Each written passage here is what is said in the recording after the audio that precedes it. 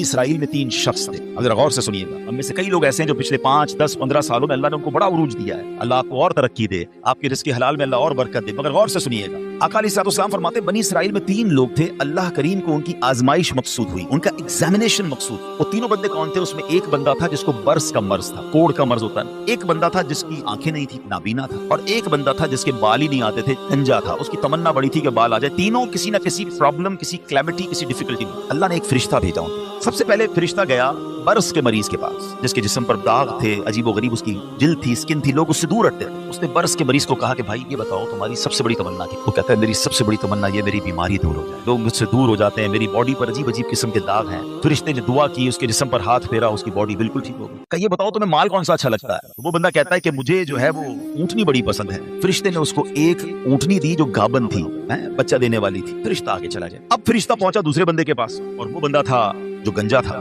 اس کے بال ہی نہیں آتے تھے. فرشتے نے کہا تیری خواہش کیا ہے سب سے بڑی؟ کہتا بس میرے بال آ جائیں, اس سے بڑی کیا تمنا ہے. فرشتے نے اس کے سر پہ ہاتھ پھیرا, دعا فرمائی, اس کے بال آ گئے. تو تجھے مال کون سا پسند ہے؟ تو اس نے کہا کہ مجھے جو ہے وہ گائے بڑی پسند ہے. اس کو ایک گابن گائے, بچہ دینے والی گائے دی. 3rd پرسن کے پاس فرشتہ کی, وہ کون تھا؟ اندھا تھا, مادرزاد, بائی برتھ بلائنڈ.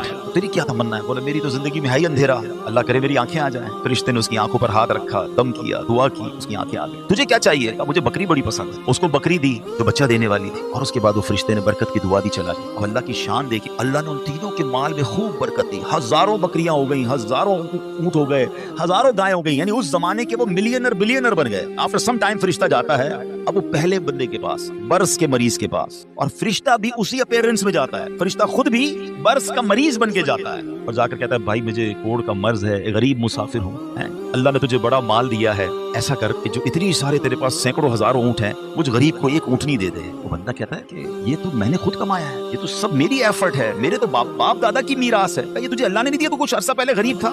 کہتا ہے نہیں کس نے کہا تجھے, میں تو پہلے سے ہی مالدار تھا, میرے تو فیملی کا یہ سارا مال ہے, یہ میں نے اپنی محنت سے کیا ہے. فرشتے نے کہا ٹھیک ہے, اگر تو سچا ہے تو ٹھیک ہے, اور اگر تو جھوٹا ہے تو اللہ تجھے پہلے جیسا ہی کر دے.